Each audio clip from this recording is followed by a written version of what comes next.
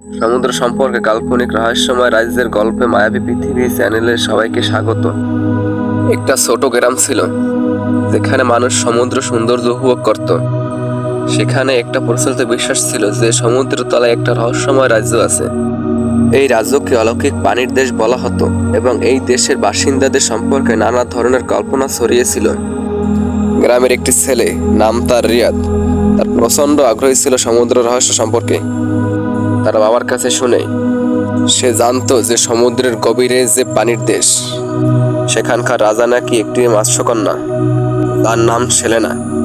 Selena সমুদ্রের সব প্রান্তে সবকিছু দেখতে পেত এবং পানি নিচে যা ঘটেছে তার সব খবর জানতো। একদিন রিয়াদ তার দাদার পুরাতন লকারে একটা নকশা এবং একটা মুদ্রা খুঁজে পেল। নকশায় ছিল একটা পথ নির্দেশ। রিয়াদ ঠিক করলো সেই রহস্যের সমাধান করবে। রিয়াদ একটা সমুদ্রযানে চড়ে এবং তার সাহসী বন্ধুদের সাথে নিয়ে সমুদ্রের দিকে পাড়ি জমায়।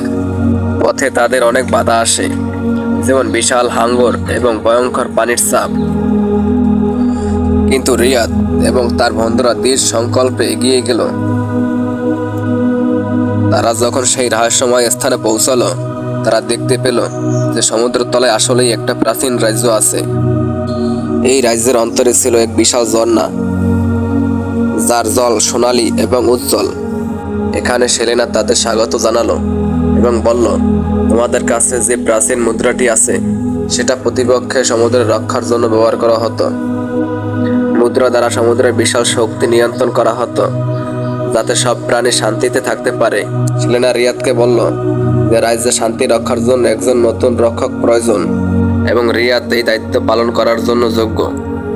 রিয়াদ সেই সুযোগ গ্রহণ করে এবং সেলেনার সাহায্যে যে সমুদ্রের শান্তি বজায় রাখতে এবং নতুন কাহিনীগুলির সৃষ্টির জন্য কাজ শুরু করলো।